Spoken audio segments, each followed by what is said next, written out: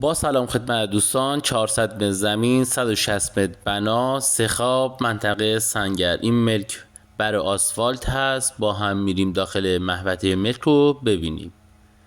کاملا محوطه سازی شده با یک آلاچیق خیلی زیبا با نمای مدرن. همینطور که میبینید پنجره های قدی بسیار بزرگ با نورگیر خیلی خیلی عالی.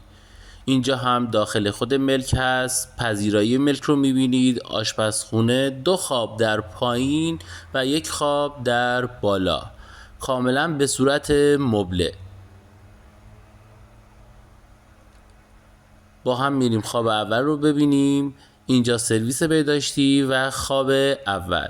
خواب اول یک تراس به رو به بیرون و خواب دوم به صورت مستر، حمام و سرویس بهداشتی، توالت فرنگی.